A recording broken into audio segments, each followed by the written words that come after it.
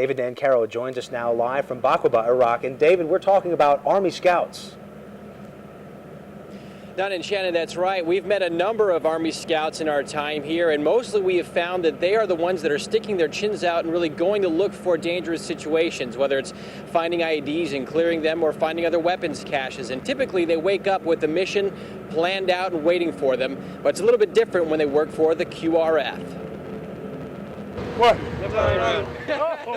It may not look like these soldiers have much going on, but don't let their appearance fool you. They sleep in their uniforms, expecting the unexpected. We spend the week 24 hours a day on call. Lieutenant John Hintz oversees this quick response force. These Army Scouts spend their shifts ready to roll on any suspicious activity. Their orders come in an instant, and they're out the gates to the streets of Baquba in minutes. It might be caches we're looking for. It might be detainees. Like firefighters, they are the first responders, but this job requires machine guns and armored vehicles. It's fun. It's exciting, you know.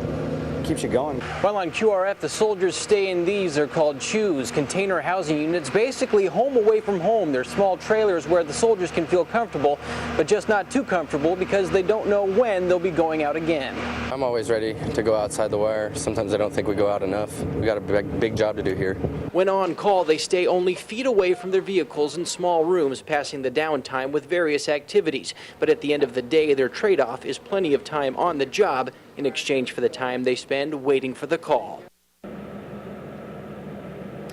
Now, one of the things that Saddam Hussein did while he was in power here was scatter arms caches all over the country. We're talking about things like machine guns and RPGs, and he's just left them hidden all across the landscape.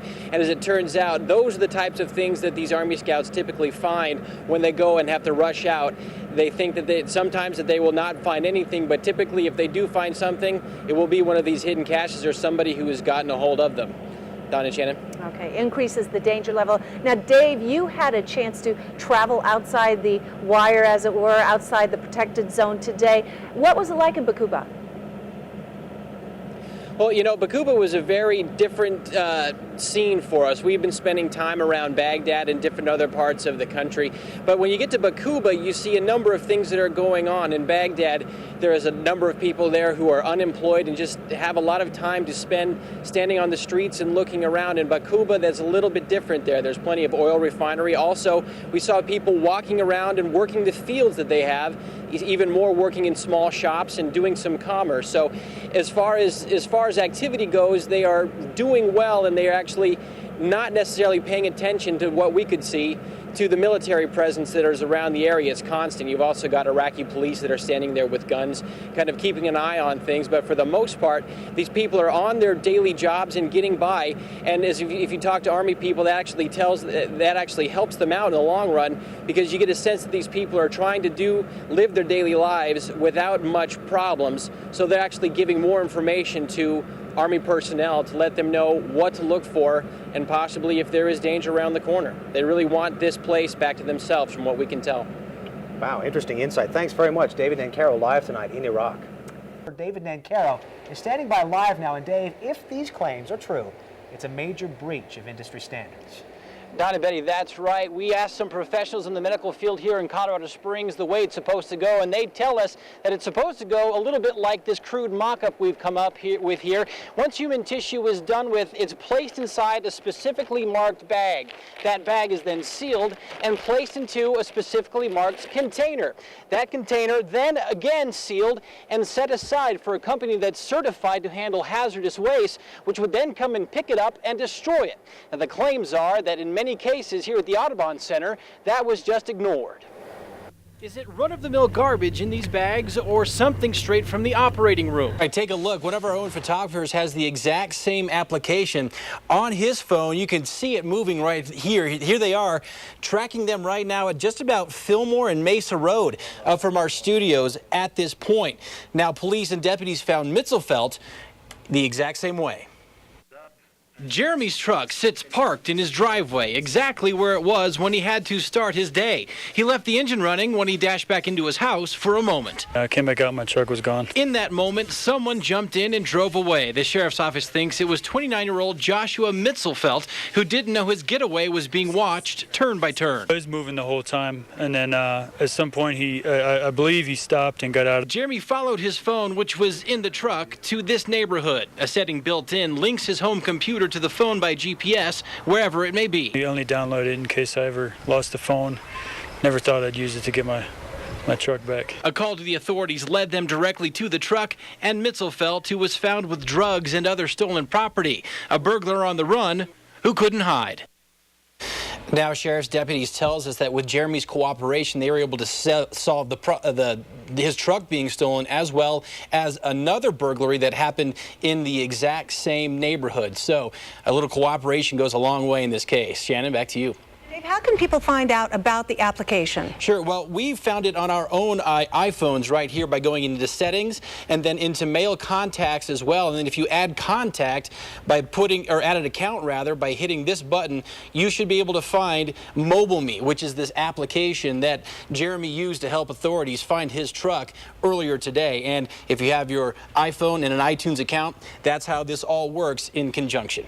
Well, police say 19-year-old Sarah Lugo Rodriguez and 44-year-old Donna Quintana were right here at this pawn shop with the little boy this afternoon. Now, the cameras here actually show this is where he sat. No shoes, no shirt, alone for the better part of 3 hours.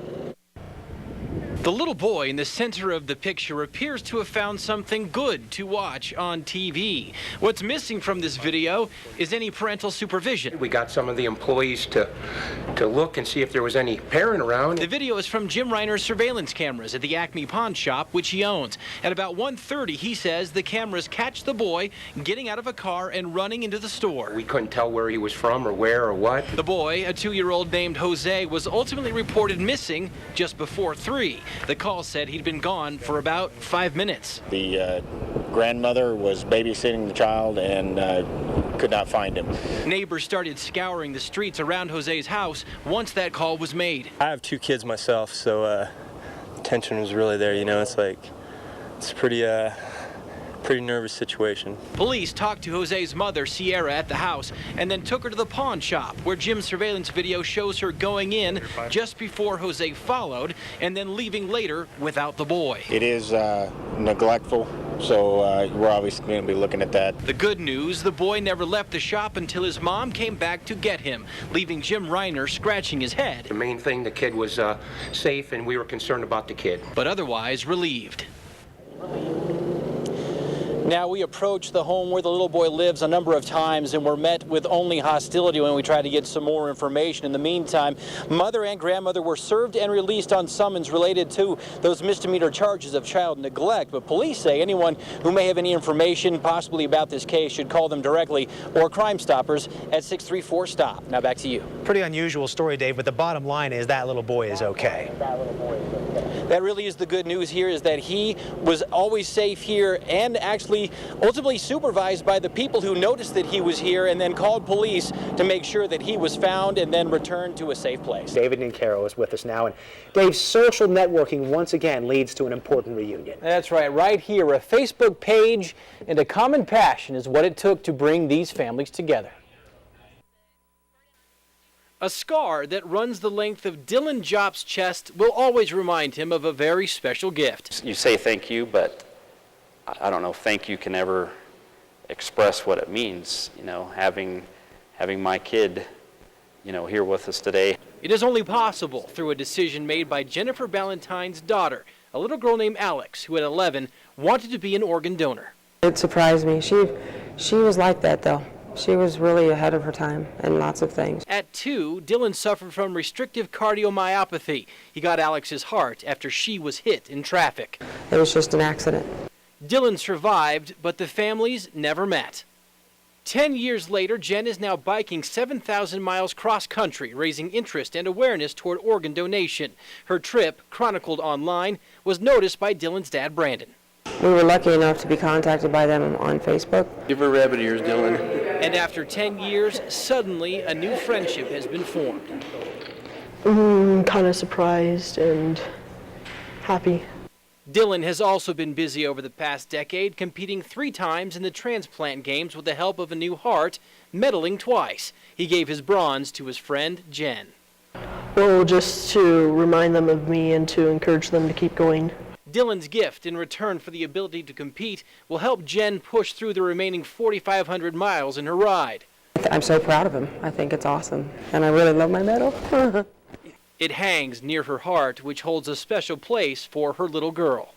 We were saying earlier after meeting Brandon and, I mean, the whole family, Dylan's whole family, that Alex's heart is in the right place. Forever linking Jen to the future of a young boy and a grateful family. Now, during her trip, Jen is spreading Alex's ashes in each state she hits, stopping to do so in Colorado Springs at Garden of the Gods.